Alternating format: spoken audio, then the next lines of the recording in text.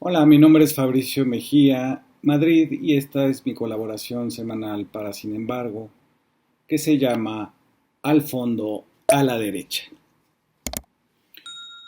El 29 de octubre se organizó una fiesta nazi que conmemoró los 100 años de la marcha de Benito Mussolini sobre Roma en 1922 y los 90 de la creación de la Falange de Francisco Franco en España. Con boletos vendidos desde la editorial Heidelberg con sede en Monterrey, el cartel de promoción tenía la figura de Hernán Cortés con una botella en la derecha y una calavera ensangrentada en la izquierda. Unos días después se anunció la reunión de la Conferencia Política de Acción Conservadora en la Ciudad de México, donde participarán, según el anuncio, Steve Bannon, Javier Milei y José Antonio Cast. Debo decir que Steve Bannon ha sido llamado por el líder del Ku Klux Klan, David Duke, como el cerebro de Donald Trump, aunque este lo despidió como asesor en 2017, pero lo volvió a reunir con él en vísperas del acto que culminó en la violenta toma del Capitolio. Bannon no cree en la democracia, sino en una guerra racial en Estados Unidos entre los americanos reales, es decir, los blancos y cristianos, y los demás. Bannon se refiere a la inmigración mexicana y centroamericana como una invasión. Fiel a su admiración por Nixon y Ronald Reagan, Bannon ha dicho que la pobreza es signo de discapacidad y que hay que castigarla. Ex corredor de bolsa en Goldman Sachs, Bannon fue el fallido estratega de la toma del Capitolio el 6 de enero, por la que se le interrogó en las audiencias del Congreso en Estados Unidos. El otro invitado a México es Javier Milei, el autodenominado anarquista argentino, cuya ideología tampoco es democrática, sino la del individualismo llevado al absurdo. Dice Milei: la idea es minimizar al Estado, y el cero es parte del conjunto de la solución. Que el Estado solo se ocupe de la seguridad y justicia y que cuando la tecnología lo permita, se le elimine. Incluso en temas como seguridad y justicia, dice Milei, todo sería de dominio privado.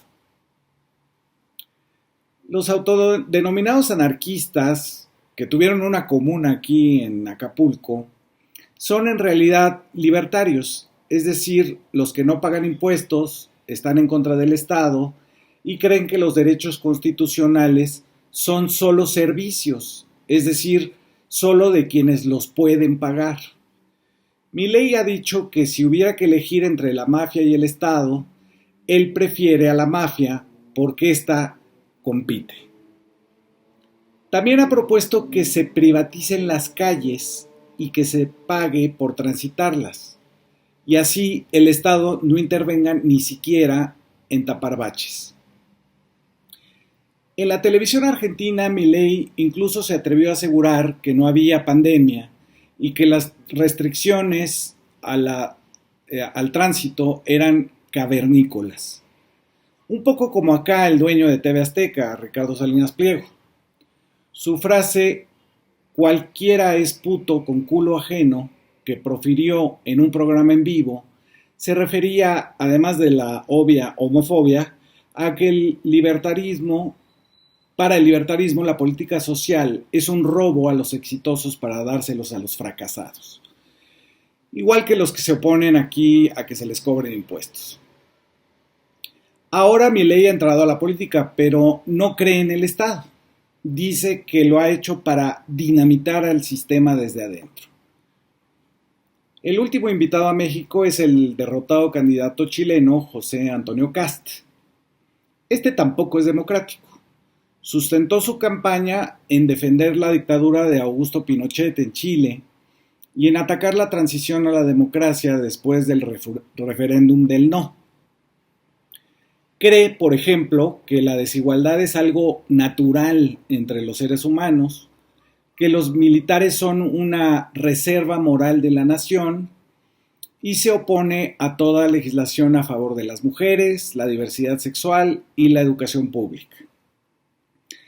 Kast es uno de los abajo firmantes de la secreta Declaración de la Ciudad de México, un manifiesto suscrito por 670 parlamentarios de 18 países de América Latina a instancias de la Alliance Defending Freedom, de los grupos evangélicos norteamericanos, que se opone a que en sus países se aprueben cambios legislativos que tengan que ver con la familia, la vida y la libertad religiosa. Fue firmado el 15 de junio de 2017 y Kast quedó a cargo de la realización de un encuentro hemisférico. Estos grupos evangélicos son bases electorales de Donald Trump, de Jair Bolsonaro en Brasil y del no al acuerdo de paz con las FARC en Colombia. En México, estos acuerdos han sido secretos y sabemos solo que el diputado panista Romero Hicks ha sido ponente en este tipo de cumbres. Pero hasta ahí. De la nueva reunión de la Internacional Conservadora se menciona al actor Eduardo Verástegui, al que recordamos por ser viajero frecuente del avión presidencial en tiempos de Enrique Peña Nieto y Angélica Rivera. Pero advierto sobre esto porque se trata de una derecha transnacional que, ante el impulso de los gobiernos de izquierda por la vía electoral, abjura de sus supuestos compromisos con la democracia y se van directo al fascismo. No puedo evitar referirme a los grupos que convocaron a la fallida marcha del INE No se toca, porque es una más de las expresiones de la derecha en contra de la democratización. En muchos países del mundo se revela con claridad una ideología que mira como peligro para la democracia la propia apertura a la democratización, es decir, que los plebeyos opinen, debatan y voten. A eso se ha referido el filósofo Jacques Rancière cuando dijo que la consigna de la derecha es que las sociedades democráticas desvirtúan al gobierno democrático. A lo que se refiere es a que los nuevos enemigos de la democracia reivindican algo llamado el gobierno de los mejores, que es una forma de llamar a los que tenían derechos de sangre o habían sido educados en las cortes monárquicas para ser príncipes. Por eso, para ellos parece una crisis civilizatoria y no una democratización. Lo vemos con la idea de que existan órganos institucionales que no se tocan, es decir, en este caso el tribunal y el instituto. La idea es que solo existe un tipo de democracia que es inamovible, la que reprime la participación de los pobres. Para ellos la democracia es sinónimo de armonía, de un pasado de pactos por México, y no lo que realmente es, la puesta en público de nuestras disputas políticas, el desorden de la indignación y las esperanzas. La democracia mala lo es porque es más intensa y entonces los antidemocráticos de la derecha ven en ella polarización, emociones y caos. Si vemos lo que tienen en común, por ejemplo, Steve Bannon, los libertarios y los expertos de la burocracia del INE, sería que desconfían de la politización y tratan de proteger lo privado como reserva única de la felicidad humana. Se encuentran con que la democracia se excede a sí misma cuando postula que las mayorías deciden y que el único momento en que todos somos iguales es precisamente cuando participamos en elecciones o en una consulta. La expresión mínima de democracia contiene 5 requisitos: mandatos por elecciones regulares, el monopolio de los representantes electos para generar leyes, la prohibición de los poderes económicos, legales o ilegales, para que financien campañas políticas y órganos electorales como árbitros. Pero eso no es lo que sucede en México, en donde, sin temor a equivocarme, les digo que existe un monopolio de la cosa pública entre oligarcas partidistas y oligarcas económicos. Por eso la marcha del INE No se toca es tan clara. La convocan quienes construyeron el IFE del 2003 y que preparó el fraude del 2006.